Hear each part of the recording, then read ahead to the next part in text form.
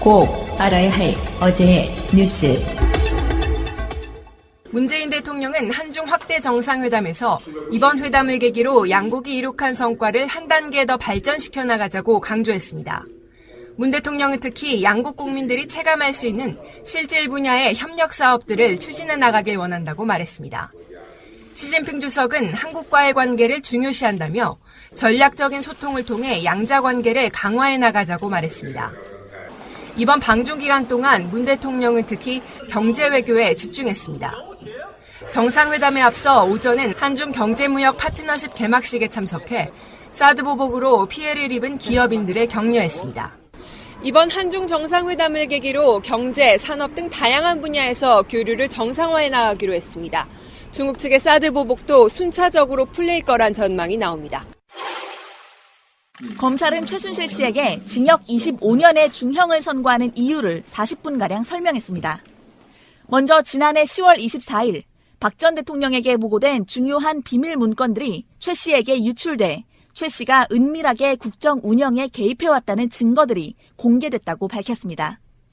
국정농단 사건의 스모킹건이 됐던 JTBC의 태블릿 PC 보도를 말한 겁니다. 검찰은 이후 본격 수사가 시작되면서 최 씨가 이재용 삼성 부회장으로부터 300억 원 뇌물을 받는 등의 혐의가 드러났다고 밝혔습니다. 특히 최 씨가 국정농단 사태의 시작과 끝이라고도 했습니다.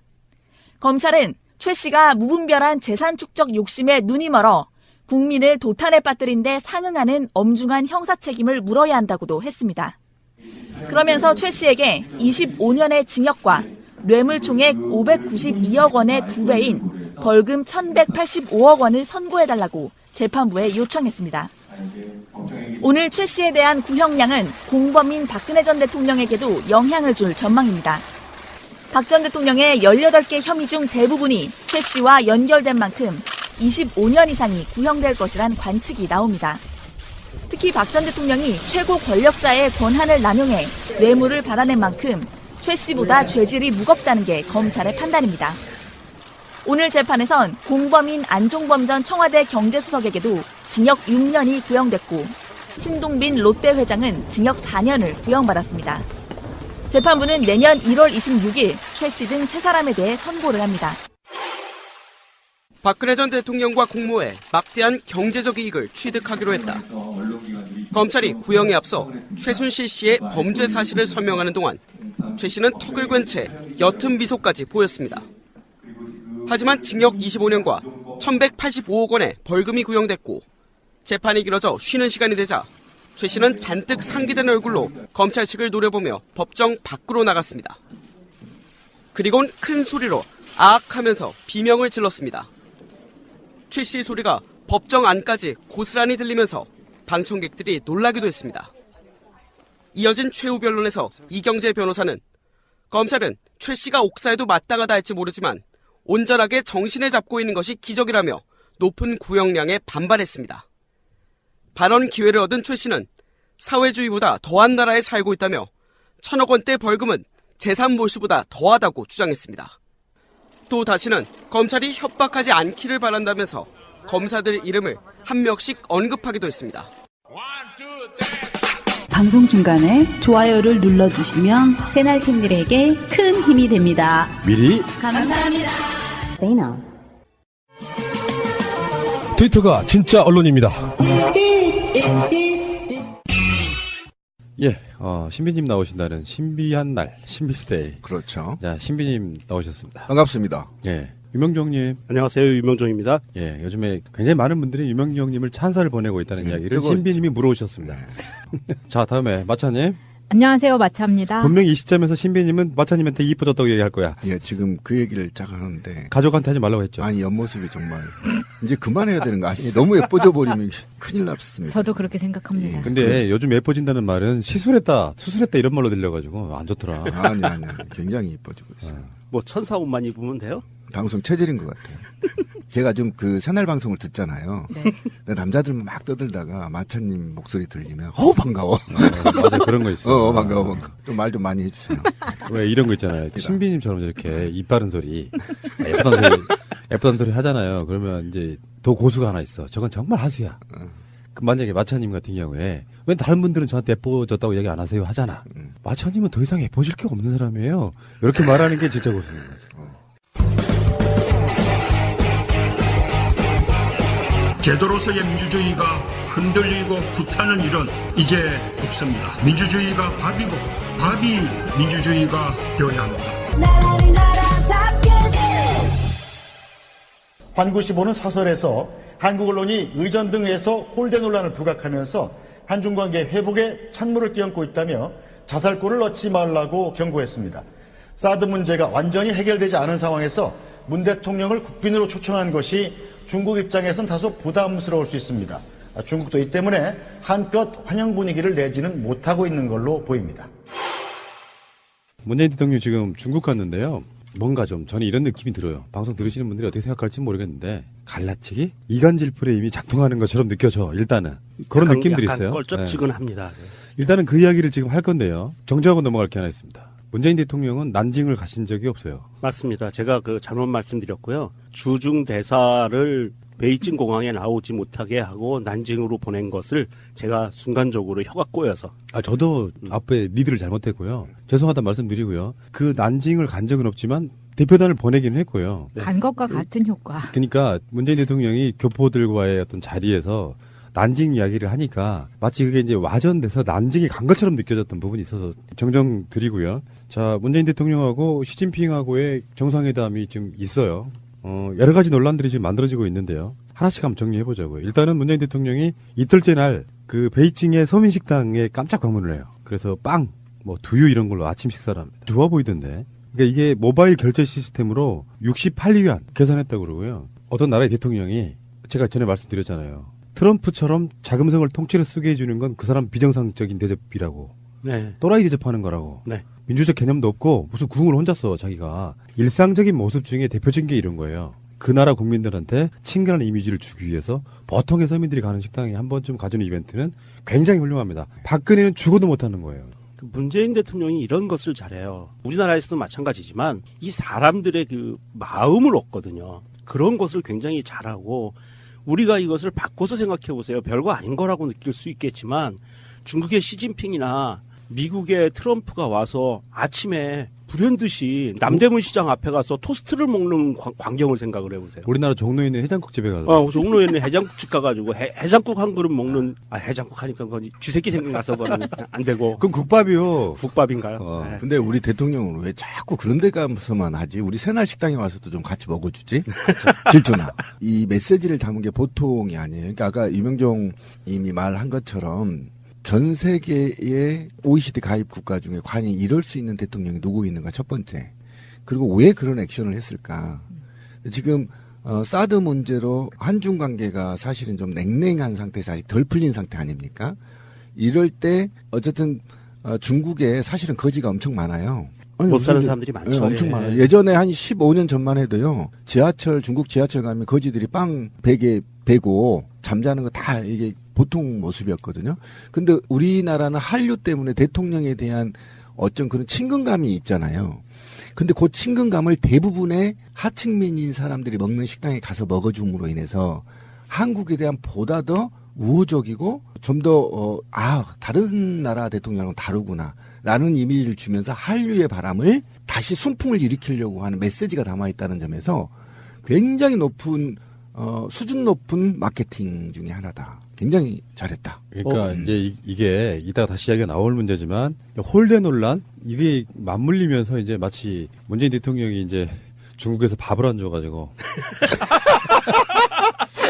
이게 참 특히 우리나라 언론들 정말 역같다는 이야기 이따가 다시 한번 하겠습니다만 다수 대중이 소비자예요. 우리나라 기업의 소비자. 근데 문재인 대통령은 취임하고 나서 중국의 팬클럽까지 생겼다 그랬잖아요. 그렇죠. 그 친근한 이미지를 물론 문재인 대통령이 중국의 일반 서민 식당은 무슨 맛인지 궁금했을 수도 있지만 굳이 찾아가는 이유는 다 의미가 있는 것이다라고 보는 거고요. 자, 잠시 후에 이제 자세한 이야기 한번 해보겠습니다. 6살 하늘이 밥을 잘 안 먹어요. 엄마, 그만 먹을래요. 엄마의 걱정은 점점 더해가는데요. 그런데 이때 택배입니다. 연지연 곰탕이 배달됐어요. 직접 도끼로 팬 장작불 위에 한우 사골과 도가니를 가마솥에 한가득 넣고 24시간 끓인 진국. 아, 맛있다. 연지연 곰탕. 조미료 같은 첨가물이 전혀 들어가지 않아 엄마의 기쁨은 더하답니다. 연지연 곰탕은 강화군에서 김포시 방향으로 강화대교 건너자마자 있습니다. 한 그릇에 8,000원입니다. 7팩 이상 무료 배송합니다. 주문 전화는 010-7252-1114. 여보, 우리도 차 한 대 사자. 휴가철에 놀러 한번 제대로 못 갔어. 우리가 돈이 어딨냐? 그리고 딜러들 믿기도 힘들고 말이야. 이번에 새날에서 광고하는 중고차 이야기 한번 가보자. 중고차 이야기? 허위 매물 없는 200% 품질 보증제를 실시하는 곳이래요. 중고차 이야기를 검색하세요.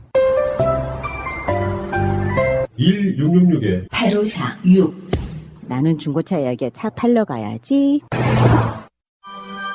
이야, 파파메이드 이거 참 좋네. 냉장고와 차 안에서 정말 냄새가 안 나네? 이거 어떻게 이럴 수가 있지? 원리는 간단해요. 냄새를 냄새로 덮는 게 아니라 냄새를 미네랄 성분으로 아예 없애는 기술이에요. 파파메이드를 한 다음에 향기 좋은 방향제를 넣으면 상쾌해져요. 향수를 뿌리기 전에 세수부터 하는 원리죠. 오, 이거 대박인데? 이 사장님 돈 좀 벌어야겠다.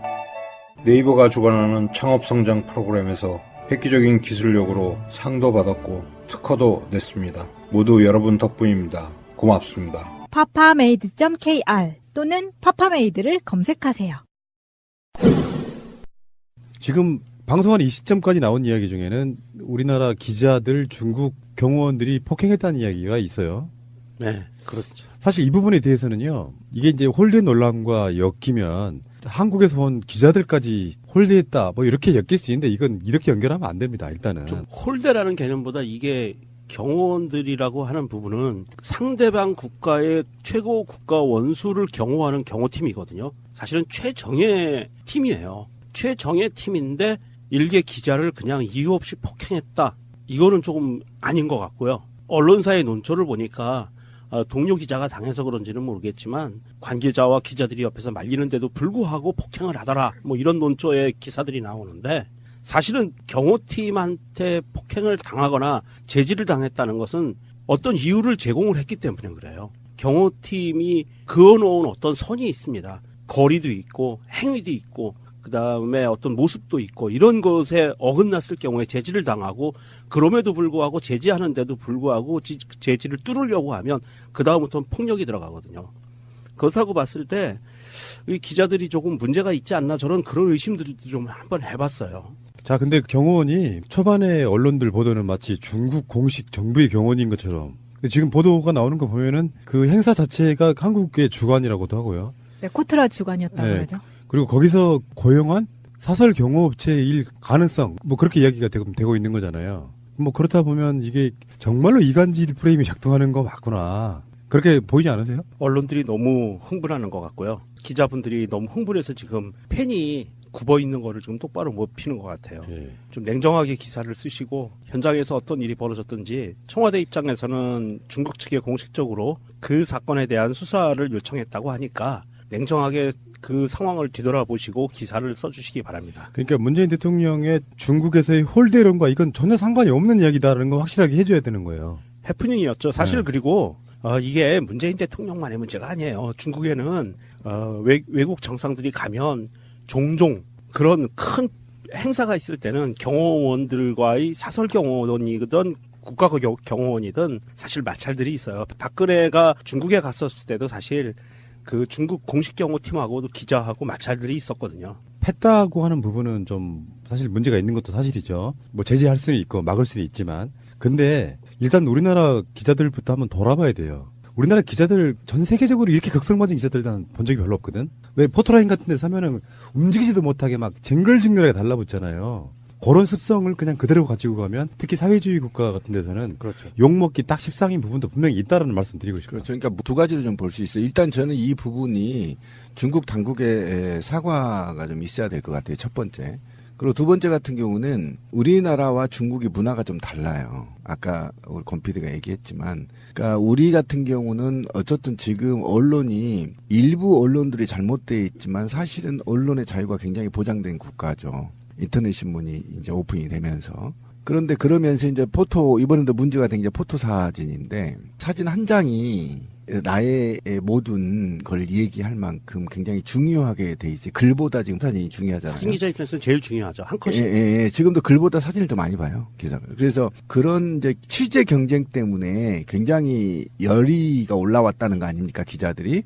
근데 그렇다고 하더라도 일정 부분 기자와 중국 당국 간의 포토라인을 형성하고 그렇게 되면 우리 기자들이 굉장히 이제 잘 말을 듣거든요. 포토라인을 하도 많이 써봐서. 그런데 이제 이런 게 사전에 섬세하게 준비가 중국 당국에서 준비를 못한 게 가장 큰 문제인 거죠. 그다음에 두 번째 다른 이제 이명박이나 박근혜 정부 때에는 자기들 측근들만 몇 명 데리고 갔잖아요. 근데 지금 이제 문재인 정부는 뭐 갈 수 있는 신문사 능력에 따라 다 가는 거 아닙니까? 지금은 통제를 안 하기 때문에. 그래서 이제 일어나는 사건이기도 해요.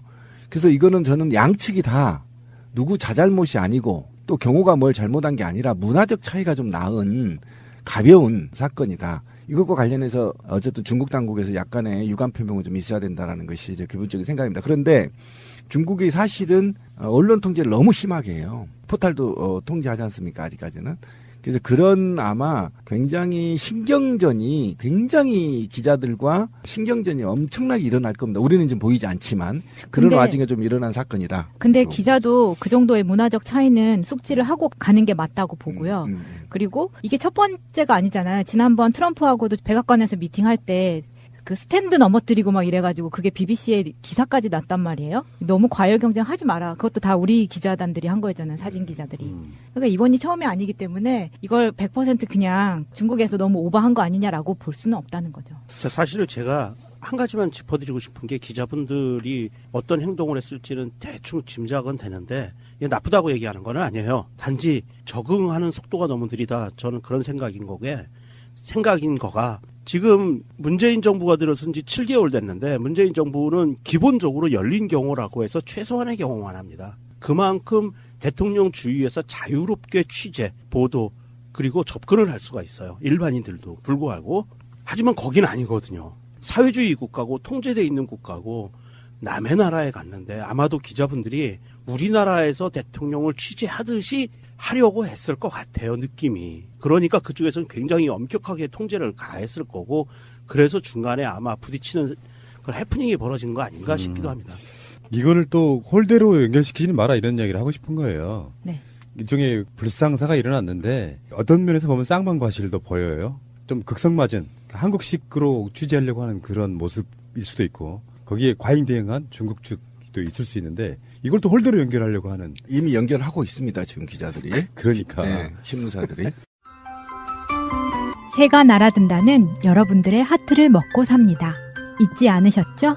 에피소드 제목을 누르고 플레이가 되면 오른쪽 위에 하트를 꾹 눌러주세요.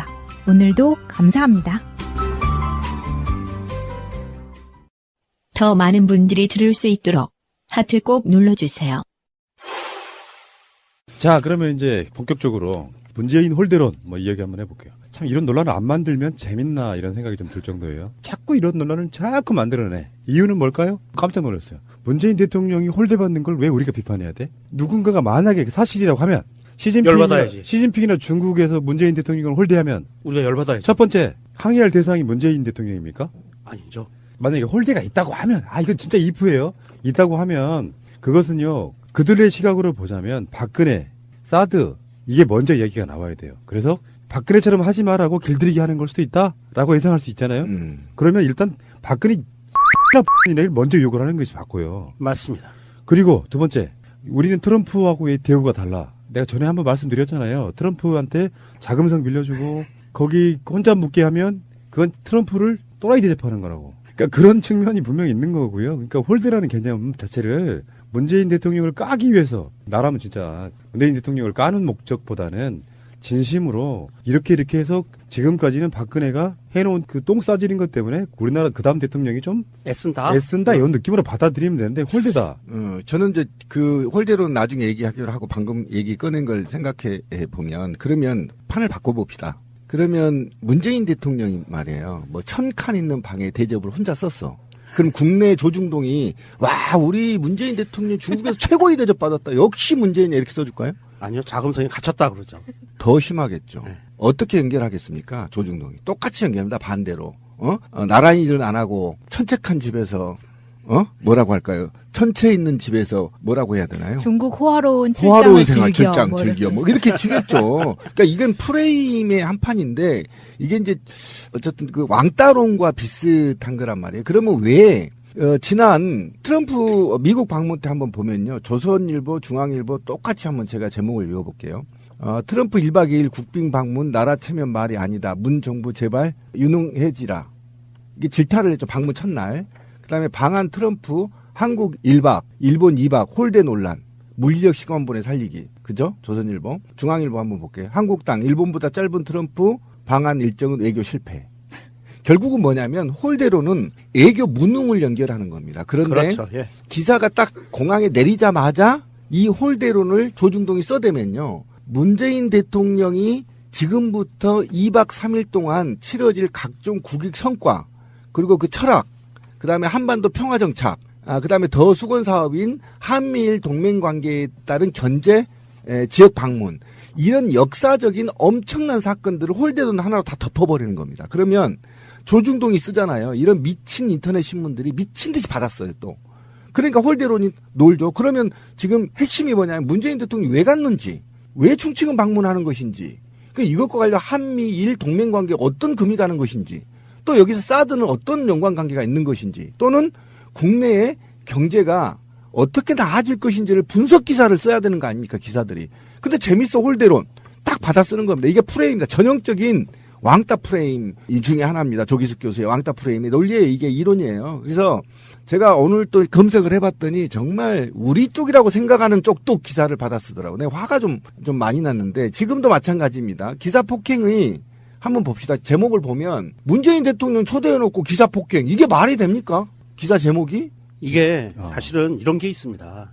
대한민국 사회는 이익 집단으로 똘똘 뭉친 사회예요. 검사는 검사들끼리, 경찰은 경찰들끼리, 판사는 판사들끼리, 정치인은 정치인들끼리, 기자는 기자들끼리 똘똘 뭉쳐 있어요. 그래서 우리 동료 기자가 맞았어? 그러면 안 되지. 이게 일심동체가 되는 거예요. 똑같아요.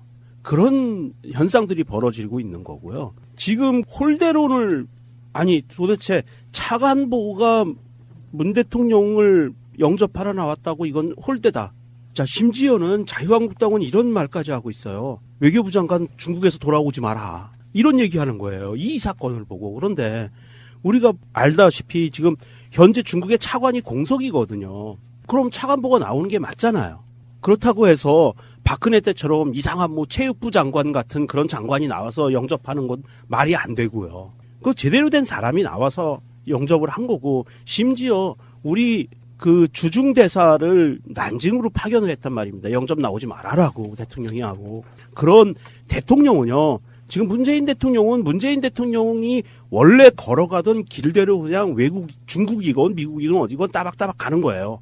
자기의 소신과 철학대로. 그런데 그게 기자들이나 야당 입장에서는 눈꼴이 시렵죠. 못 봐주겠는 거예요. 이 민주주의 국가가 갖는 폐해 같은 거예요. 맞습니다. 그러니까 상대방이 실수하기만 막 기다리고 상대방이 좀 어려운 위치에 처해 있으면 그걸 도와줄 생각을 안 하고 봐봐 무능하지 이렇게 가간단 말이에요. 근데 이건 큰 틀에서 한번 먼저 보고 들어갑시다. 문재인 대통령하고 시진핑하고 회담 날짜가 잡힌 게 불과 얼마 전이에요. 그렇죠. 예. 서로의 필요에 의해서야. 맞습니다. 근데 지금 문재인 대통령이 중국에 갔잖아요. 근데 이런 식인 거지. 트럼프가 중국에 갔을 때는 당일날 시진핑이 만났다. 이렇게 끌고 간단 말이에요. 근데요.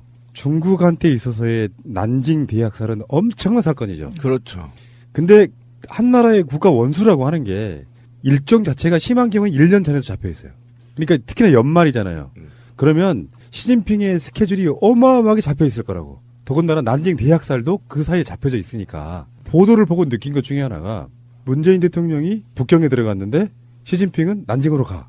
이게 홀대라는 거야. 만날 약속은 그 다음날 돼 있는데 이 자체가 말이 안 되는 거잖아요. 그렇죠. 예. 그러니까 이게 일정이 한 달도 안 된 사이에 잡힌 거라 상당히 여러 가지로 복잡한 부분일 텐데 그럼에도 불구하고 시진핑은 문재인 대통령을 만나기를 원했다 쪽으로 가야 된다는 거예요. 근데 감히 문재인 대통령이 북경에 갔는데 정작 시진핑은 북경에 자리 비우고 난징가 이런 식으로 기사를 헤드라인을 뽑아낸다니까? 진짜 우리가 이게 이제 전 세계적인 고유명사로 올라갈 수가 있어요. 기레기라는 말이. 아마 브리테니커인가요? 거기에도 실릴 것 같아요. 백과사전? 백과사전에도 실릴 것 같아요. 기레기라는 말이. 우리 재벌이란 말이 실렸잖아요. 그거하고 똑같이 실릴 것 같은데. 아니, 대한민국의 이 위대한 대한민국의 전 박근혜가 중국이나 EU에 유럽에 갔을 때 그 나라 국가 원수들은 다 차차라타고 기다려야 되나요? 그거 아니었잖아요. 중국에 갔을 때 중국의 모든 고위 관료들이 다 박근혜만 바라보고 있어야 돼? 아니었잖아요. 문재인 대통령이 갔어. 그런데 중국에서 굉장히 중요한 국가적인 행사들이 있는데 북경을 비운 걸 갖고 그 다음날 정상회담이 있는데 그 전날 비운 걸 갖고 그걸 갖고 아, 참 답답한데 우리 이제 분석 기사들이 전혀 안 나오고 있는데 보세요. 시진핑이 이 난징 참사의 추모식에 참석을 했고요. 여기에 우리 사절단이 급파돼서 난징으로 갔단 말이죠. 그리고 내일 문재인 대통령이 충칭으로 가요. 그러면 어떤 현상이 벌어지는 줄 아세요? 이 지역이 누구 지역이죠? 난징은 일본이 중국을 점령해서 최초로 학살했던 지역입니다. 그리고 충칭은 우리 대한민국 임시정부를 세웠던, 그러면 이 두 개는요, 이 두 개의 사건을 통해서 일본 중국군과 한국 임시정부가 합작으로 일본과 대응할 수 있는 교두부가 만들어진 사건이란 말이에요. 그러면 지금 이 사건은 왜 발빠르게 문재인 대통령이 이번에 제가 입이 닳도록 자랑한 게 뭐냐면 한미일 공조체제에서 MD체계로 편입됐다는 국제사회의 오해, 그다음에 중국 내부의 오해를 풀기 위해서 이거를 지금 기획적으로 굉장히 시진핑과 가깝게 이야기가 돼서 지금 움직이고 있다라는 뉘앙스를 지금 다 받고 있거든요, 누구나. 그렇다고 친다면 이후에 어떤 거냐면 일본에서 메시지를 던지는 부분이 어떤 부분이 있냐면 우리 한국과 중국이 일본 니네 딴 데 가서 놀지 말고 아시아로 합류해 라는 메시지를 지금 던지고 있는 겁니다. 반성할 건 반성하고 더 나아가 동북아 평화를 위해서 지금 이 문재인 대통령이 시진핑과 중국과 우호적인 관계 때문에 어제 미국의 반응이 어떻게 나왔죠? 바로 러브콜 해버리잖아요. 북한에 아무 조건 없이 대화하자. 그러니까 막 국제사회가 들썩거리니까 트럼프가 조정을 좀 했지만 지금 이게요, 외교 전쟁이 하고 있는 겁니다. 한국을 중간에 놓고 우리가 종속적인 한미일 관계의 우산 속에 숨을 거냐, 아니면 우리가 주도적으로 동북아의 정세를 끌고 갈 거냐의 문제에 걸려 있다면 이렇게 중요한 사항에 난징으로 가고 충칭으로 가고 그다음에 중국 서민들의 마음을 얻기 위해서 서민들 음식을 같이 먹어주고, 이건요 자유한국당 측이나 조중동은 절대 상상도 못할 수 없는 행보이고 철학입니다. 이런 것이 하나하나씩 다져짐으로 인해서 한국이 그동안에 중국에 오랫동안 선비의 국가, 백이민족이라고 이미지를 갖고 있었던 바로 그 부분이에요. 인간중심, 인본주의. 그러니까 그런 것들을 지금 몸으로 실천하고 있는데 지금 어디다 대고 사진기사들끼리 좀 싸웠던 걸로 문재인 대통령 초대해놓고 쌈박질 이런 식으로 기사를 뽑으면 이게 있잖아요. 적어도 국제관계에서는요, 우리가 전투, 이런 제가 방금 드렸던 거 지금 전쟁 중입니까? 우리는 소리 없는 전쟁이에요. 그러면 등다리에 칼은 꽂지 말아야지, 시발. 그렇잖아요. 대통령이 가서 지들이 다 똥 싸놓은 거 질러놓고 지금 뒤치다거리 하고 있는데 가서 등다리 가서 칼을 꽂아? 맞아요. 그건 아닙니다. 이거는 좌우를 떠나서 그거는 정말 아니에요. 적어도 최소한의 상식을 잘 해라. 지금 우리가 남북 평화가 정착되면 우리 경제도 살리고 등등등 이런 여러 가지가 꼬여 있기 때문에 우리 국내 언론들은 이거에 대해 심층 분석을 하고 잘한다 해줘야 나가 있는 사람들 싸우고 있는데 지금 힘 받고 할 거 아닙니까? 쿠션 제품 전문회사 쇼앤이지에서 이번에는 특허받은 기술로 야자 활성탄 숯을 이불 속 솜에 넣었습니다. 냄새 제거, 습기 제거, 공기 정화 등의 탁월한 효과가 있습니다. 모달은 현재 전체 원단들 중 최고급 원단입니다. 사티는 면 100% 원단 중 60수 이상으로 이루어진 최고급 원단입니다. 마이크로화이바는 먼지 없는 원단으로 알려진 최고급 합성 원단입니다. 이제 건강을 덮으세요. 쇼앤 수소미블. 쇼앤이지는 정직하고 노력하는 기업입니다. 쇼앤이지를 검색하세요. 쇼앤이지.com. 전화하세요. 사소한 상담도 환영합니다. 02-2038-2190.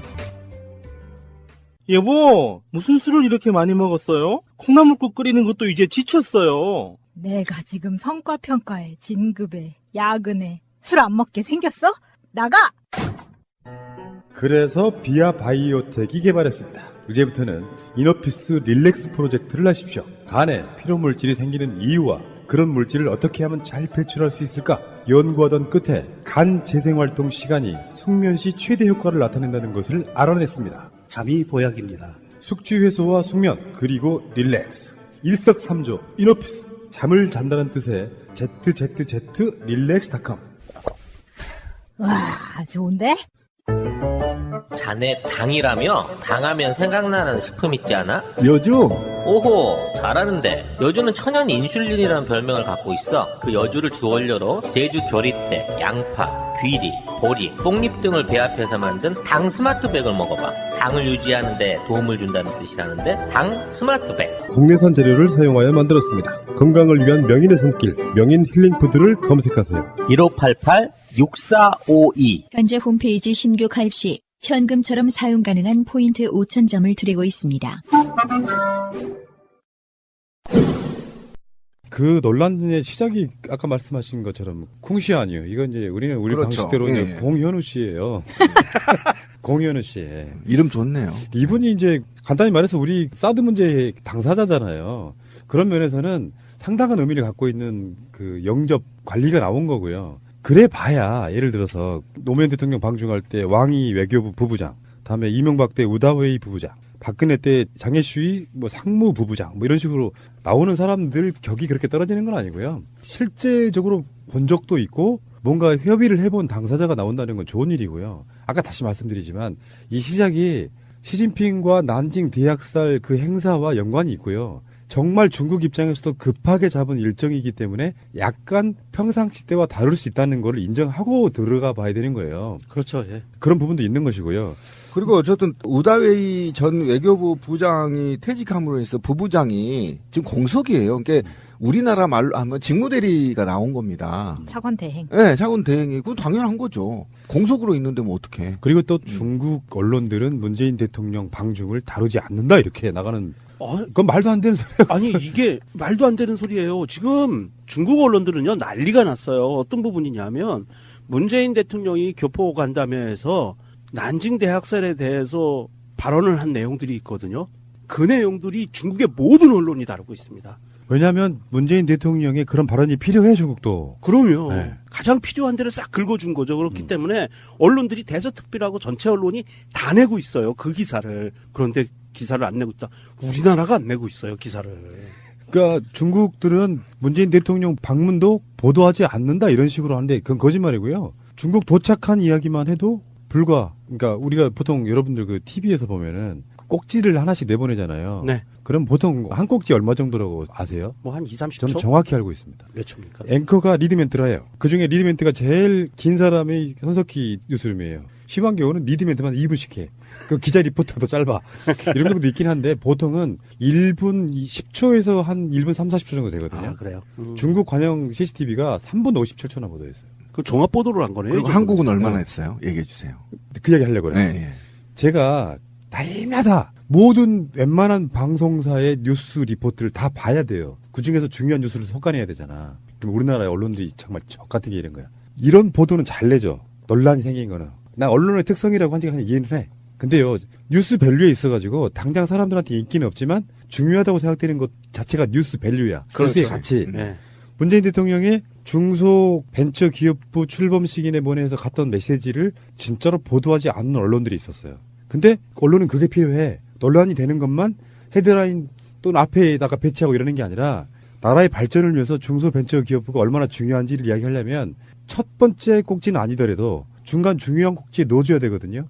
요즘에 그런 게 없어요. 그러니까 제가 오죽했으면 제가 최민희 의원 방송에서 그런 얘기 했잖아. 팟캐스트에서만이라도 문재인 대통령 동정처럼 그냥 가는 건 없으니까 한두 군데라도 그날에 문재인 대통령이 갔던 행사장이나 무슨 행사나 무슨 발언 중에서 중요한 거를 무조건 집어넣으려고 해요. 여러분들이 그 관점으로 보면 하루에 에피소드 2개 나갈 때 어떤 에피소드인가에는 무조건 문재인 대통령 관련한 뉴스가 나옵니다. 중요한 뉴스라고 생각되는 부분. 근데 그런 걸 아예 보도를 안 해. 그리고 논란이 생길 때만 보도를 해. 그러면 어떤 현상이 일어나냐. 국민들한테 바보 만들기가 시작되는 거예요. 그러면 사람들이 이상하게 홀대 받는 것도 같고 그럴 듯 하잖아요. 무슨 말이든지 하면. 근데 실제로 보면 중요한 보도는 안 하고요.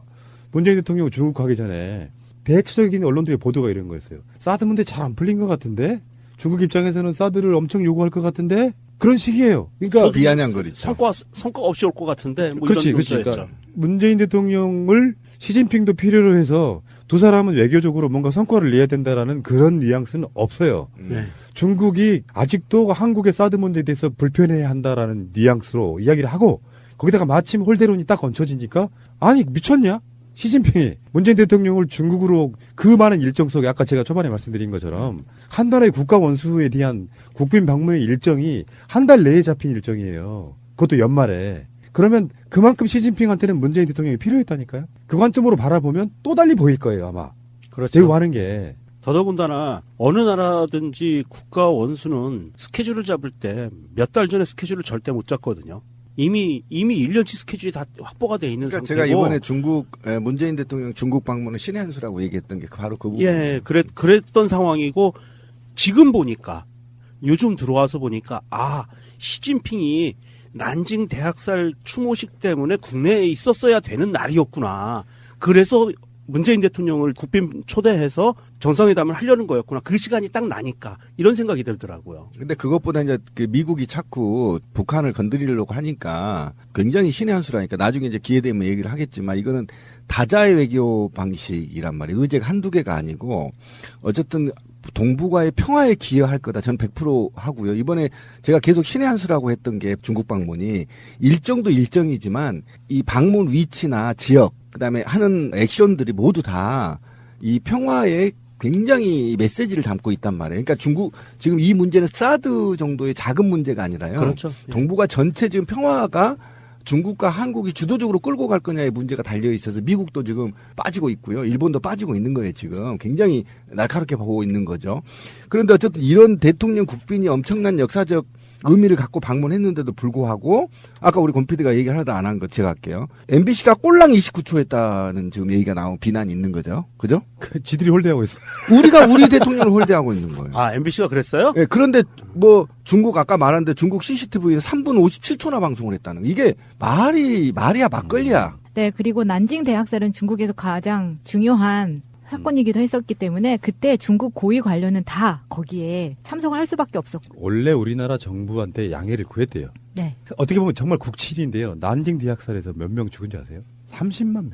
그 중국 관료들이 그 행사에 갈 수밖에 없는 상황. 그래서 우리 정부에다가 미리 양해를 구할 정도. 그리고 생각해 보니까 아까 말한 공현우 씨 그분이 가는 게 맞다고 생각해서 영접을 내보낸 거예요. 최적의 인물이 나온 거죠. 그렇죠. 그런데 이게 왜 그러냐면 대국이 존만한 섬나라한테 당한 거잖아요. 그러니까 이게 동학혁명 있잖아요. 동학군 20만을 죽이고 점 찍고 일본군이 중국 가서 30만 죽여버린 거예요.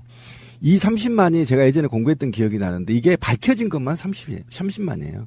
그러니까 40만이 죽었는지 50만이 죽었는지 몰라요. 그냥 죽였거든요. 그러니까 양민을 학살한 거예요. 난징이라는 난징시 남경시인데 그 시 안에서만 밝혀진 인원이 그만큼이에요. 그렇죠. 공식적인 인원만 30만 명이니까. 수치죠, 수치. 독일 사람들의 유태인 학살 홀로코스트라고 얘기하는 비견할 만한 정도의 정말 가장 잔악한 범죄였었거든요. 그렇죠. 그렇기 때문에 노영민 주중대사도 원래는 공항 영접에 나오지 말고 거기로 가라라고 이야기를 한 거잖아요. 난징으로 가라고. 근데 만약에 예를 들어서 노영민이 난징을 안 가고 영접을 나왔다. 그랬으면 또 조중동에서 또 깠을 거 아니에요. 그렇지. 이래 까나 저래 까나. 근데 문제는 조중동만 까는 게 아니고요. 지금은 이제 그게 어떤 느낌이냐면은 얘네들이 이런 거 있잖아. 땡전 뉴스 그렇게는 되고 싶지는 않아. 잘하고 있으면 그렇게 해도 되잖아. 그러니까 예전에 땡전 뉴스 하던 인간들이 지금은 아까 말씀드린 것처럼 문재인 대통령의 중요 행사들 중에 의미 있는 행사는 또 보도를 안 해. 그리고 논란이 일어나면 옳다구나 이렇게 되는 거예요.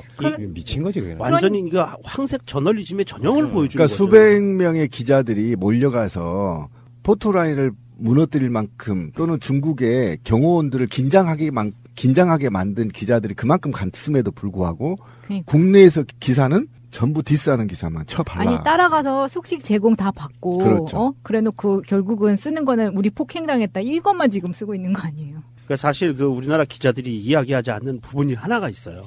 그 문재인 대통령이 충칭에 갈 거잖아요. 근데 충칭에 가면 충칭이라는 도시가 뭐 우리나라 기업체들도 진출해 있고 그 김구 주석이 있었던 그 대한민국 임시정부도 있었고 광복군도 있었다고 하잖아요. 그런 의미 플러스 뭐가 있냐면 그 충칭시 당서기가 있는데요. 천민월이라고 있습니다. 천민월. 이 사람이 시진핑의 최측근이고요. 이번에 올해요. 25명의 중앙정치국원에 뽑혔어요. 그리고 이 사람이 시진핑 이후에 중국을 끌어갈 가장 큰 그 유망주예요. 자, 문재인 대통령이 가서 이 사람까지 만난다는 것은 무슨 의미냐면 대한민국과 중국이 앞으로 이게 누구의 임기 정도에서 끝내는 이런 성과를 내는 문제가 아니라 앞으로 10년, 20년, 30년 쭉 역사를 같이 발맞춰서 평화를 위해서 가자라는 메시지를 던지는 그렇죠. 거거든요. 동반자 역할을 그렇죠. 하겠다는 굉장히 중요한 행보들이 있어요. 그런데 우리나라 언론에서는 이걸 잘 안 내보낸다는 얘기죠. 저는 충칭 방문 되게 기대가 되고요. 지금 매번 해외 방문 때마다 똑같은 가짜 뉴스를 만들면서 이 방문 자체를 격화시키는 경향이 있는데 이게 뭐냐면 지금 또 어떤 이야기가 도냐면 이번 중국 방문이 국빈 방문이 아니라는 거예요. 스테이트 비짓이 아니라 공식 방문, 오피셜 비짓인데 청와대에서 뻥을 친 거다라고 이제 이걸 계속 SNS에서 돌아다니는 거예요. 계속 전파를 시키는 거예요, 사람들이. 그래서 제가 외신을 다 체크를 해봤더니 중국발 나오는 영자 신문에는 전부 다 스테이트 비짓이라고 나옵니다. 그럼 국빈 방문이 맞는 거잖아요. 그렇죠. 그런데 여기에서 한 발 더 나아가서 이 사람들이 어떤 이야기를 하냐면 그래서 국빈이 아니기 때문에 차관보가 나온 거다 이렇게 이야기를 하는 거예요. 그런데 우리가 확인해봤듯이 이명박이나 박근혜 때도 다 똑같은 차관보가 나왔던 거거든요. 그렇죠. 부부장이 지금 공석에 있으니까 당연히 대리가 나오는 것이고요. 근데 사실은 우리도 이 홀대론 프레임에 말려 있을 수도 있어요. 그러니까 우리가 지금 개거품을 무는 겁니다. 제가 그 이번에 오기 전에 한번 봤더니 그 똑같이 오바마하고 트럼프가 방문했을 때 기사를 비교해낸 게 있더라고요. 거기에 YTN에 보면 이게 이제 저기 박근혜 정부였었죠. 오바마 순방 차분한 1박 2일 될 것 이렇게 돼 있잖아요. 똑같은 1박 2일이었어요. 근데 YTN이 이번에 문재인 정부에서는 뭐라고 쓴지 아세요? 저는 YTN 연합이 있잖아요. 요즘 화가 나요 지금. 저는 솔직히 화가 납니다. 나중에 얘기하기로 하고요. YTN은 한국 오는 트럼프 하룻밤만 자고 중국으로. 그 다음에 중앙일보 한번 보시죠. 세월호 침몰 오바마 위로의 마음을 담아 송조옥이 목련 전달 이렇게 돼 있죠. 중앙일보 같은 이제 문재인 대통령 때 트럼프 왔을 때 어떻게 됐냐면 트럼프 첫 방한 너무 짧아 1박 2일 이해가기 어려워. 이렇게 제목을 뽑았단 말이죠. 그 다음에 한겨레도 마찬가지예요. 제가 볼 땐 오바마 25일 한국 올 때 불법 반출 국세 돌려준다. 긍정적으로 썼죠. 박근혜 정부 때. 근데 이럴 때 문재인 정부 때 일본에 하루 더 머무는 트럼프 한국 홀대 이렇게 뽑아버립니다. 제목을 한겨레도. 그 다음에 MBN 보면 오바마 1박 2일 내내 세월호 1호 외교. 그러니까 뭐냐면 박근혜 때 가장 핫 이슈가 세월호였잖아요. 이게 세월호에 대한 무마 작업을 앞서서 해준 겁니다. 지금 저기 중앙일보하고 MBN이. 근데 문재인 정부 때 어떻게 썼냐면 MBN이 트럼프 일본 2박 한국 1박 홀대론 솔솔 청 체류기간 갔다. 이게 그러니까 저 새끼들은 어떻게 하든 씹어. 어떻게 하든 씹는데 우리가 거기에 너무 분노하고 흥분하는 것은 아닌지 개무시를 해야 되는데 그렇게 안 되는 게 현실이기도 하지만 정말 이거는 있잖아요. 저는 더 강도 높은 국민들의 언론 개혁을 요구해야 된다고 생각합니다. 자, 뭐 어쨌건 뭐 모든 기자들이 다 그렇다라고 볼 수는 없지만 일정한 흐름 속에서요. 사명감 있는 기자가 좀 드물다라는 생각이 좀 들더라고요. 사명감. 제가 볼 때 이 꼭지는 편집장이 뽑잖아요. 편집장 새끼들 다 목 잘라야 돼요. 그러니까 이게 과도한 경쟁의 그 산물이기도 해요. 네, 예. 근데 야, 대통령이 돼도 이런데 정말 다시 한번 생각이 납니다. 지금 오늘이요. 12월 14일이에요. 대선이 5일밖에 안 남았던 시기라고 하면 얼마나 개지랄들을 했을까 생각하면 또 끔찍하잖아요. 그러네요. 네, 참. 알겠고요. 일단 문재인 대통령 홀대라고 공격할 만한 사람들 자체는 그런 말을 할 자격이 없다. 이런 결론 내리고 싶어요. 저는 홀대 받고 국익을 더 챙겼으면 좋겠어요. 네. 네. 지금 국익을 위해서 뛰는 것이지 대전 뭐 레벨 이런 개 같은 소리 좀 그만했으면 좋겠다. 이제 그런 시대 갔다. 소셜 시대다. 그리고 사실 홀대도 아니에요, 보면. 그럼요. 알겠습니다. 네, 중국 언론들은 문 대통령이 우선 이 난징 대학살 사건에 대한 깊은 동질감을 표시하고 또 추모식에 노영민 대사를 보내 참석시킨 것을 높이 평가하고 있습니다. 不仅体现了对中国人民的友好感情，更反映了韩方对历史正义的坚守。 네, 한국 언론이 제기한 한국 홀대론에 대한 경계의 목소리도 나왔습니다. 환구시보는 사설에서 한국 언론이 의전 등에서 홀대 논란을 부각하면서 한중 관계 회복에 찬물을 끼얹고 있다며 자살골을 넣지 말라고 경고했습니다. 사드 문제가 완전히 해결되지 않은 상황에서 문 대통령을 국빈으로 초청한 것이 중국 입장에선 다소 부담스러울 수 있습니다. 중국도 이 때문에 한껏 환영 분위기를 내지는 못하고 있는 걸로 보입니다. 문재인 대통령과 시진핑 중국 국가주석은 베이징 인민대회당에서 세 번째 정상회담을 가졌습니다. 문 대통령은 모두 발언에서 국빈 초청에 감사를 전하고 난징 대학살 80주년과 관련한 애도의 뜻을 거듭 표명했습니다. 문 대통령은 지금까지의 만남을 통해 시 주석이 신뢰할 수 있는 지도자라는 믿음을 갖게 됐다며 국가 간 관계도 신뢰를 회복해 새로운 시대를 열어야 한다고 강조했는데요. 일시적으로 어려움을 겪었으나 역지사지할 수 있는 기회였다고 생각한다며 양국 간 새로운 시대를 여는 기반을 단단히 하고 싶다고 말했습니다. 문 대통령은 과거를 되돌아보면 미래를 알 수 있다는 관왕 지뢰를 언급하며 유구한 역사와 문화를 공유하고 있는 양국이 공동번영과 세계 평화를 위해 협력해 나가야 할 운명적 동반자라고 강조했습니다. 시 주석은 수교 25주년에 맞춰 이뤄진 문 대통령의 방중에 의미를 부여하고 난징 대학살 추도식에 노영민 주중대사를 파견해준 데 대한 감사의 뜻을 전했습니다. 사드 관련 공개적인 언급이 있을 것인지가 관심이었는데요. 공개 발언에서는 직접적으로 거론하진 않았습니다. 모두가 다 아는 이유 때문에 양국 관계는 후퇴를 경험했다고 말하고 문 대통령의 이번 방문이 더 나은 길을 닦아 관계를 개선할 수 있는 중요한 기회가 될 것으로 믿는다고 말했습니다. 또 양국 관계와 한반도 정세가 관건적인 시기에 처해 있다면서 한국과의 관계를 중시하고 문 대통령과 전략적인 소통을 통해 양측 이익을 심화시키고 그 방향을 정확하게 잡아 관계가 발전되길 바란다고 말했습니다. 정상회담은 예정 시간을 훌쩍 넘겨 2시간 가까이 진행됐습니다. 회담에 앞서 21발 예포 발사와 함께 성대한 환영식이 있었는데요. 시 주석 부부가 문 대통령 부부를 맞았고 의장대의 차열 속에 회담장으로 함께 이동했습니다. 대한민국, 완전한 대한민국, 문재인과 손잡고 다시 하는 우리 대한민국. 끊지 마세요. 끊지 마세요. 아, 손 시려워. 발도 시려워. 겨울바람 때문이야. 걱정 마세요. 온돌라이프에서 나온 황토 발구들이 있잖아요. 전기열로 황토를 데우는 첨단 기술이니까 전자파 걱정 없고 자동 온도 조절 장치로 화상의 위험도 없습니다.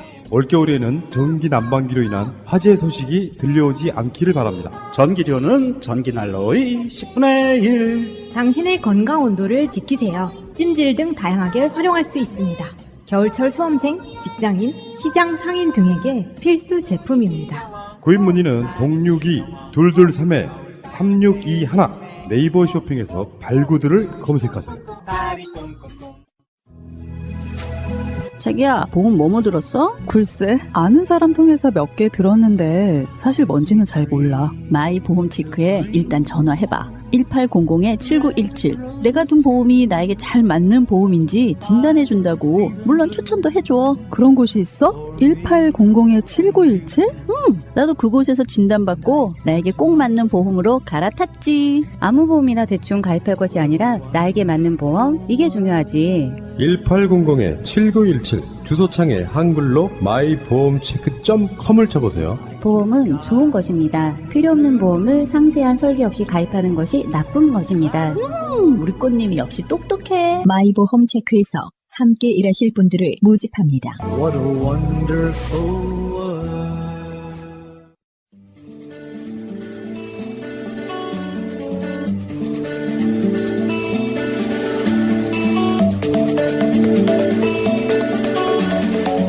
저는 이 라면이라는 주제를 듣는 순간 제일 처음 떠오른 그 이야기가 머릿속에서 떠나지 않아서 아무것도 준비를 안 했어요. 이게 옛날에 6개씩 드셨다면서 왜 준비를 안 하셨어요? 그거는 일단 배를 채우는 거고, 제가 예전에 성당을 다녔다고 했잖아요. 그 성당, 지금 이 시즌은, 지금, 우리 녹음하는 이 12월 중순 이쯤 되면, 한 해 중에 제일 바쁘잖아요, 원래. 부활절 그 시즌이, 사순절 시즌이 제일 바쁘고, 그 다음이 이제 성탄 시즌이 제일 바쁘잖아요. 그래서 이 그 성탄 시즌에, 특히 제가 중고등학교 때 열심히 다녔으니까, 크리스마스 이브 때 큰 공연을 한번 하고, 12월 31일 때, 대미사를 하면서 그때 또 한번 큰 공연을 하거든요.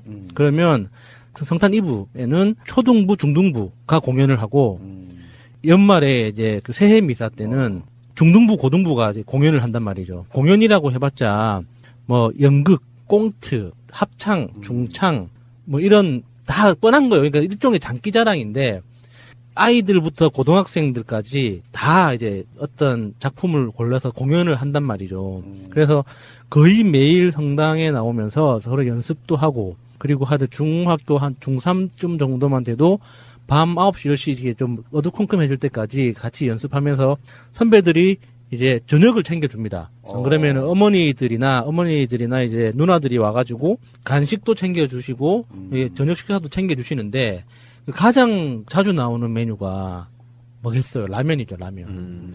그러면 보통 이제 초등부는 초등부끼리, 초등부도 이제 저학년끼리 따로 모이고, 고학년끼리 따로 모이고, 중등부 따로 모이고, 고등부 따로 모이고, 이렇게 이제 모여서 연습을 하는데, 그러면은 각 그 그룹별로 이제 라면을 끓여준단 말이죠. 그러면 고등부가 만약에 한 30명 정도 된다, 인원이. 그러면 라면을 몇 개 끓일 것 같아요? 30명 정도면 최소 50개에서 60개 정도는 끓여야 돼요. 2배로 먹어요? 예. 그게 추운 공간에서 계속 뭔가 율동을 하고 뭐 연습을 하기 때문에 추워요. 난로를 틀어놔도. 근데 여학생들도 있고 그럴 텐데 그 수량이 그렇게 돼집니다. 같이 먹으면 더 많이 먹지 않나? 아, 그렇기도 하겠네요. 60, 70개 라면을 끓이려면 보통 우리가 생각하는 그 라면으로는 이제 불가능해요. 그러면 이제 성당에 부활절에 쓰는 커다란 냄비가 몇 개씩 있거든요.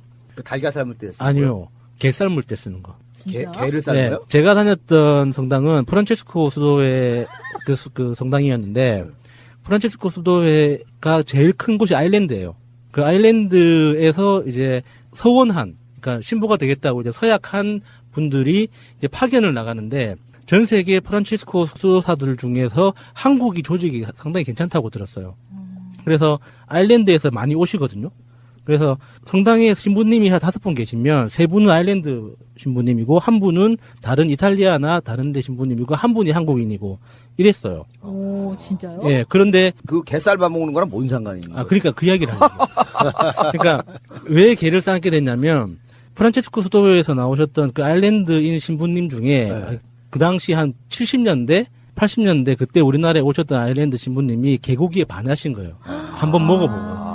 그래가지고 매해 부활절 마지막 그러니까 원래 금식하잖아요. 그래서 부활절 다음 날 이제 한번 파티를 크게 하죠. 그때 이제 그 신부님들한테 성당 신자들이 한번 대접을 하는 게 성당에서의 일종의 문화가 된 거예요. 그러니까 성탄절이 복날이네요, 그냥. 네, 개들한테는 진짜 예수님을 맞이하면서 생명을 내어주는 숭고한 개가 된 거죠. 아이고. 그렇게 부활절 날에 쓰는 그 게를 삶는 그 게를 큰 그 게 전문 유통시장이 있었거든요, 부산에.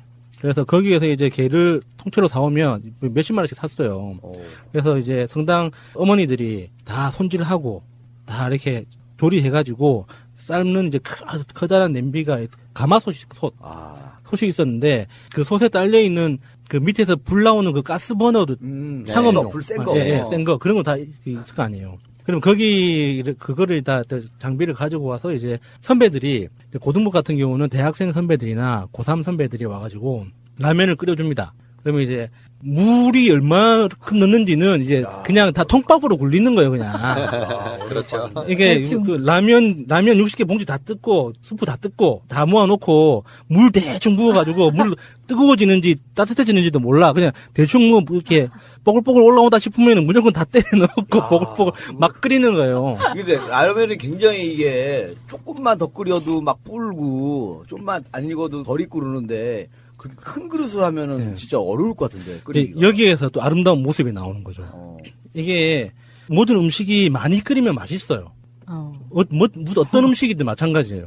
이게 김치찌개도 그렇고 콩나물국도 그렇고 소뼈 고운 곰국도 그렇고 조금 하는 것보다 많이 끓이면 훨씬 맛있거든요. 근데 그런 건 이해가 되는데 라면은 많이 생각만 해도 막 네. 뭐 삼지창으로 건져 올려야 될 것 같고. 그러니까 이게 선배들이 이제 5, 60개 넣고 이제 라면을 끓이면 그게 진짜 라면의 바다 아니겠어요.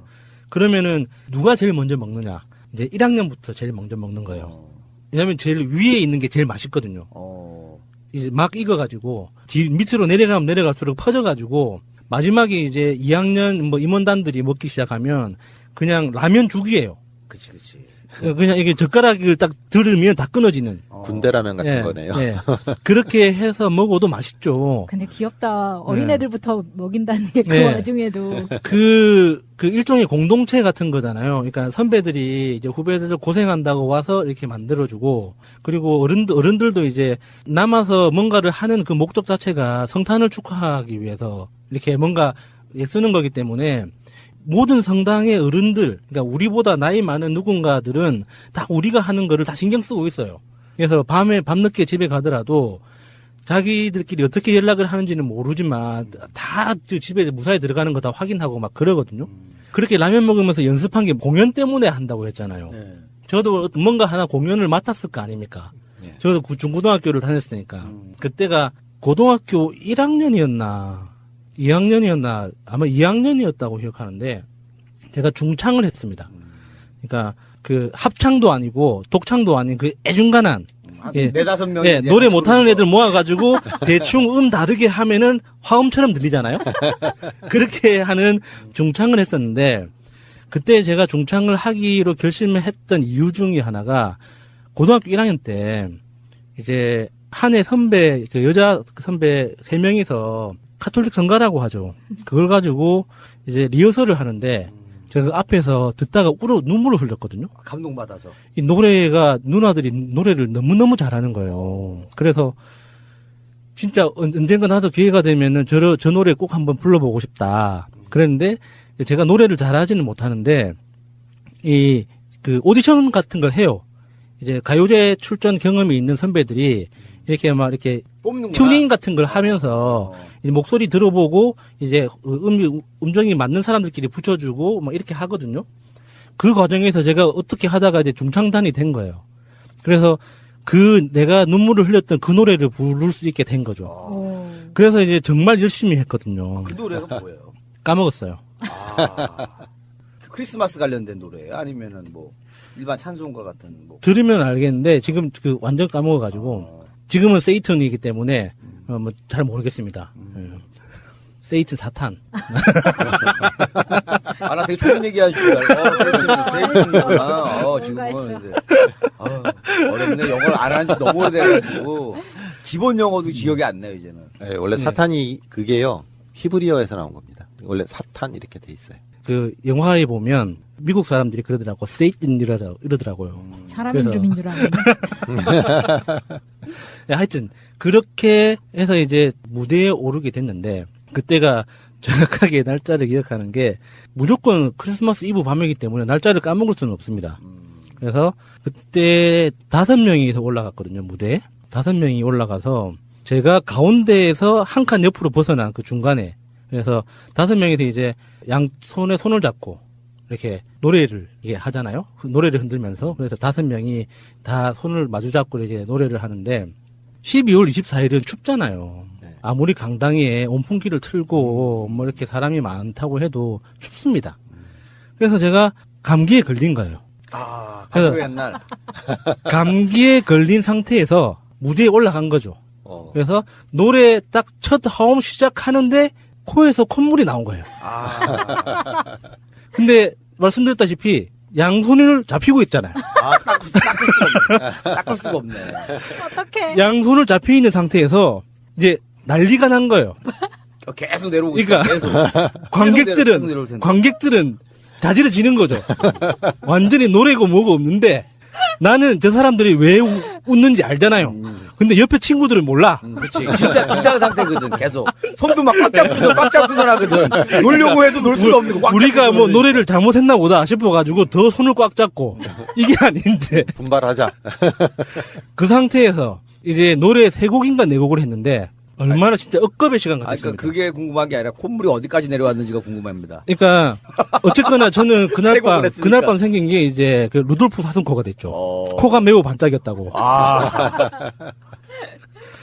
그 지난주에 방송 시작하기 전에 이제 푸나님이 다음 주 주제 라면 어때요? 이렇게 이야기를 했을 때 라면이라는 말을 듣는 순간 지금 처음부터 그 라면을 먹고 무대 위에 올라가서 콧물을 흘렸는데 닦지 못했던 그 순간. 그래서 고등학교 2학년 등치가 3만원 놈이 초등학교 그 4학년, 3학년짜리 여자애들이 코 찔찔이 오빠라고. 근데 이게 중간에 이제 코 흘리잖아요. 그 막 하다가 이렇게 한 번씩 숨을 들이마시면은 좀 올라가지 않아요? 좀 땡겨서 올라갔다가 다시 힘 빠지면서 내려왔다가. 그러니까 그거는 이제 막 감기가 걸렸거나, 그러니까 감기가 다 나아가거나, 약간 이제 몸에 저항력이 살아있을 때, 약간 이렇게 생기는 건데, 감기가 이제 확 걸려가지고 이제 증상이 시작될 때는 힘이 없습니다. 이게 땡길 수가 없고 예. 계속 내려가는구나. 계속 한없이. 노래를 하다 보면 또 노래 안 할 수는 없잖아요. 어떻게 안 할 수는 없잖아요. 어깨로 움찔해가지고 닦을 수도 없고. 근데 원래 그 노래 한 곡 딱 끝나면은 잠깐 다음 곡 넘어갈 때 잠깐 텀 있단 말이에요. 그게 일종의 메들리처럼 편곡을 해가지고 다 계속 연결되게 돼 있구나. 가는 거예요. 손을 놓을 수 없게 돼 있구나. 구조가. 근데 손을 잠깐 놓고 코를 닦고 그 손을 다시 잡는 것도 그러니까 그때 그 주된 관객층이 이제 초등학생들부터 초등학생들의 부모님이란 말이죠. 그러니까 초등학생들이 좋아하는 딱 그 소리잖아요. 이게 빵구, 똥, 코딱지 이런 거. 그래가지고 제가 정말 고등학교를 졸업하고 대학을 간 다음에 그 주일학교 교사를 했었는데 주일학교 교사로서 권위가 너무 안 섰습니다. 그래가지고 뭘 했느냐? 코찔찔이 오빠, 코찔찔이 오빠라고 그래가지고. 반짝이는 코 선생님. 그 생각을 해보세요. 이게 무대 조명이 강렬하잖아요. 반짝반짝하죠. 예. 그래서 이게 그날 이제 루돌프가 돼가지고 굉장히 나는 누구인가라는 이런 그 고민까지 하게 됐던 굉장히 임팩트 있는 사건이었거든요.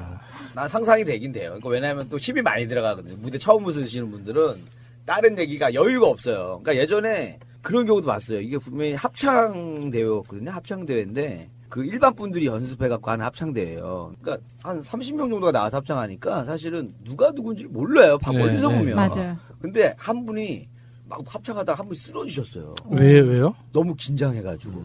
그러니까 우리가 봤을 때는 그냥 30명 중에 한 명이라고 생각하는데 그분은 너무 긴장한 거예요. 너무 긴장해서 합창하다가 이제 갑자기 약간 기절처럼 확 쓰러져가지고. 그러니까 무대에서 경험이 저 중학교 때부터 이렇게 1년에 한두 번씩은 그런 공연 경험이 있으니까 이렇게 뭐 그렇게 긴장했던 건 아닌데 너무 속상했던 거예요. 그러니까 제가 말씀드렸던 것처럼 너무 감동받았던 노래였고 꼭 하고 싶은 노래였는데 그게 이제 콧물로 이제 마무리되니까 얼마나 속상했겠습니까? 그나마 다행히 손만 왔다 갔다 했으니까 만약에 고개도 좌우로 흔들면서 이렇게 콧물이 계속 아주 그 그네 타듯이 계속 왔다 갔다 하면서 막 누가 잘하나처럼 이렇게 하면은. 그래서 제가 그 원래 고3이 되면 그런 공연을 안 하거든요. 열애시키는구나. 고3은 그냥 모든 어른들이 고3이 성당 가는 거에 대해서 굉장히 걱정을 하세요. 성적 떨어진다고. 우리 성당에는 공부 잘하는 애가 단 한 명도 없었거든요. 그런데도 불구하고 어른들은 일단 걱정을 합니다. 그치. 예. 그래서 뭐 공부를 잘 하든 안 하든. 그래서 되게 눈치를 많이 봤는데 저는 너무 속상했던 거예요. 그러니까 제가 이제 이 고등학생으로서 무대에 설 수 있는 거는 이제 마지막이었는데 그 무대를 망쳐버렸잖아요. 그래가지고 내가 3학년 때, 그러니까 지금 이맘때쯤에 이제 그 당시 그 교동부 선생님한테 이제 일종의 이제 윽박질렀죠. 내가 하고 싶다고 내가. 그래서 제가 연극 연출을 했어요. 연극 연출을 배우로는 안 뛰고 원래 중학생부터 고등학생까지는 무조건 다 연극을 하게 돼 있어요. 그래서 내가 연기를 못 하는구나라는 걸 이제 일찌감치 깨닫고 대본을 받아든 순간 어떻게 하면 재밌겠다는 게 이제 머릿속에 딱 들어오니까 그걸로 다시 정리해가지고 고등부 담임 선생님한테 이제 난 무조건 연출을 하고 싶다고 윽박질러가지고 연출을 했었는데 그게 이제 관객들 반응이 좋았어요. 그래서 그 연출에 이제 처음에 관객들한테 공연을 올리기 전에 신부님이나 수녀님들한테 먼저 이제 일종의 사전적인 확인을 먼저 하는데 굉장히 파격적이었거든요. 그러니까 그 예수님을 예를 들어서 그 예수님이 물 위를 걸었다는 그런 장면들을 재현하면서 재현을 어떻게 그 개그적인 요소를 넣어가지고 이렇게 세숫대야 위에서 춤추고 뭐 이런 장면도 넣고 해가지고 아일랜드 신부님들이 너무 좋아하셨어요, 진짜. 이런 생각을 왜 그동안 아무도 못했을까 하면서. 그래서 우리가 성경 속에 있는 예수님의 가장 그 인상 깊은 그 장면들, 물 위를 걸었다는 하이라이트 장면들. 그런 거나 땅 위에 이제 그림을 그리고 아무 말 없이 그림을 그리고 이게 사람들을 침묵시켰다는 이제 그런 장면들. 그래서 그림을 그렸는데 아무도 못 알아봐서 욕을 막 하고 막 이런 약간 좀 꺾었네. 개그적으로. 그런 식으로 이렇게 한 게 이제 사람들한테 되게 반응이 좋았어요. 왜냐하면 성경을 안 읽어본 분들도 그 장면을 알거든요. 그래서 저는 라면 하면 그 라면을 끓여 먹었던 것부터 이제 그런 게 세트로 떠오르는 거예요. 그 아일랜드 신부님하고는 어떻게 의사소통을 했어요? 한국말 잘해요. 잘하시게. 네, 기본적으로 그 외국에서 파견을 오시는 분들, 그러니까 아일랜드뿐만 아니라 뭐 캐나다도 그렇고 호주에서도 오시는 분들도 그렇고 한국말을 되게 유창하게 잘하세요. 그래서 궁금하잖아요. 그래서 어떻게 이제 훈련을 받고 오냐 물어보면은 공통적이에요. 6개월에서 8개월 정도 수업을 받고 온대요. 근데도 되게 잘해요. 그러니까 뭐 열의가 있었어요. 예수님 얘기 나오니까 예전에 우리 대학로 공연할 때 그런 게 있어요. 그 서남용 씨라고 아시죠? 사물개 가시는 했던 그 약간 브릿지 짧은 개그인데 그게 뭐였냐면 그거예요. 이제 사람들이 어떤 여자한테 가늠한 여자라고 막 돌을 던져요. 돌을 던지면 갑자기 이제 탁 그 서남용 그 형이 이제 수염도 있고 마르고 그래서 머리도 예수님처럼 막 이렇게 나와요. 나와가지고 죄 없는 사람이 그녀에게 돌을 던지거라. 그러면 사람들이 아니 당신은 누구십니까? 서남용입니다. 그러고 그냥 끝나는 거예요. 브릿지 개그인데 그 형 비주얼하고 그 얘기 듣고 너무 웃었어. 나는 빵 터졌는데. 서남용 씨를 아시는 분은 웃었을 겁니다. 네, 아시는 분은 웃을 거예요. 요즘에도 개콘 나오고 있더라고요. 네. 네.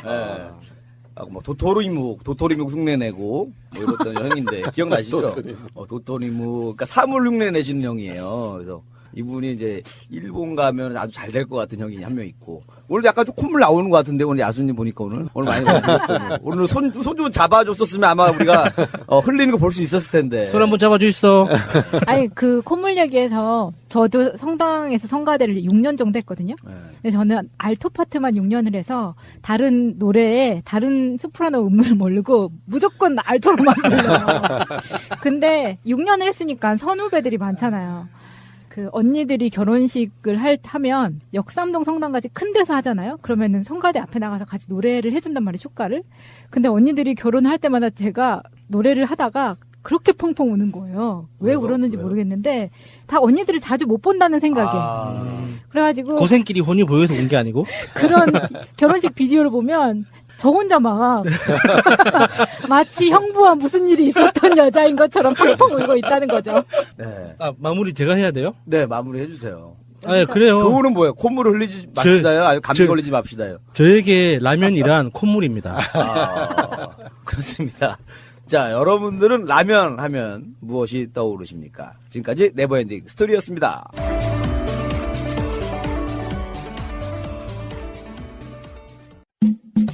결혼 기념일이라고 남편이 꽃을 사갔더라고. 아, 행복하겠다, 언니. 차라리 돈으로 주지. 먹을 수도 없고 나중에 버리기도 힘들고 말이야. 그러나 마음을 전할 때 꽃보다 좋은 것은 없습니다. 인생에 있어서 돈이 전부는 아닙니다. 꽃은 기쁨과 슬픔을 함께합니다. 새가 날아든다와 연대하는 전국 꽃배달 자미원 꽃집 010-3608-7576 여보, 고마워.